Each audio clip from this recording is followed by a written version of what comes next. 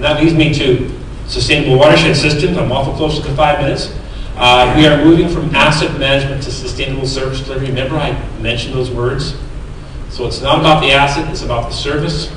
This is the Deputy Minister's quotable quote from earlier this year, moving beyond traditional engineered infrastructure asset management to also account for nature's services.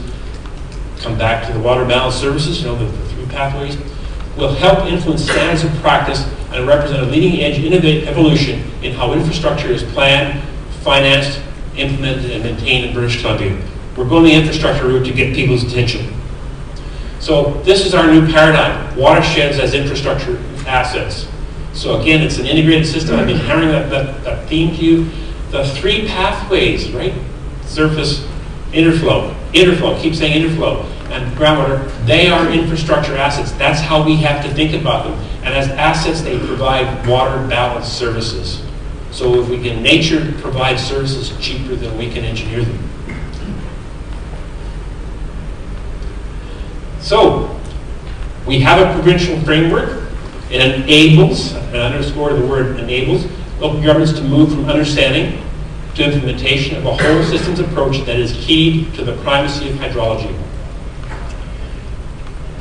What this shows is my personal timeline in terms of 2002 to 2016, because 2002 was released the guidebook, so that kind of provides a nice starting point for today's purposes. Of course, you realize to get to 2002, there was a whole other series of changes that took place. So our breakthrough in 2002 was to bridge that gap between the high-level language and on-the-ground practices through a science-based understanding of changes in hydrology. That was the fundamental contribution of Rich Horner and Chris May, and then how we went back to the basics with hydrology.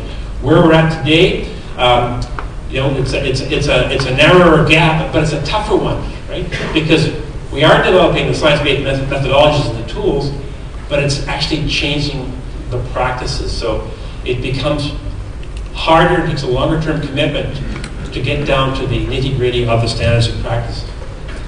So David Allen, not only is he the co-chair of Asset Management BC, but he's also the CAO of the City of Courtenay, a community of about 30,000 people. And this is kind of his key quote, which is, the role of local government is to deliver services.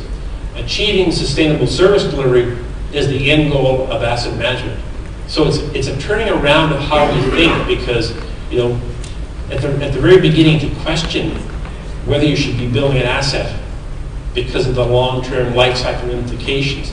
And what's really interesting about the City of Courtenay, so Courtenay, you might want to Google that name, because what David Allen is implementing right now is a total transformation of the organization built around the principles of sustainable service delivery. So it's quite the story. So in terms of how we're talking about things, and we have actually built on your NAM system for asset management. And so, you know, when you've got municipalities that are different levels of, you know, points along the continuum, first of all, you've got to get them to manage their traditional infrastructure correctly. So really what we're trying to do now, you know, is get them through the first couple of steps in terms of managing from a life cycle perspective their core infrastructure, and telling them that step 3, integrating natural systems thinking and climate change, get them thinking about it, because we know it won't happen overnight. It'll take us several years, but that's the direction in which we're heading. I'll leave you with this big idea in terms of cathedral thinking, aptly describing our vision for sustainable watershed systems. And in terms of cathedral thinking, I want you to think back to the medieval ages, and we can learn from our ancestors. It took hundreds of years to build cathedrals, didn't it? So 100 years was 4 generations, which means the first people who started knew they would never see the end point. And those in step 2, they too knew that they would not see the end of the journey. So it takes that kind of commitment. Intergenerational. It's not about the quarterly report or the 3-year election term. It's having the far-reaching vision. What do we want this place to look like in 50 years? The well-thought-out blueprint.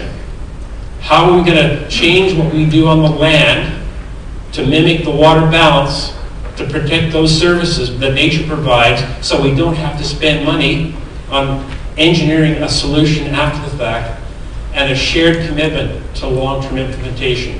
So it comes back to education, educating from top to bottom in an organization. That's what David Allen is pioneering in the city of Courtenay. And at an interregional basis, those 5 regional boards passing those motions in 14 seconds because they bought into the concept. They don't have to debate it, that we have to be looking long term. That's it.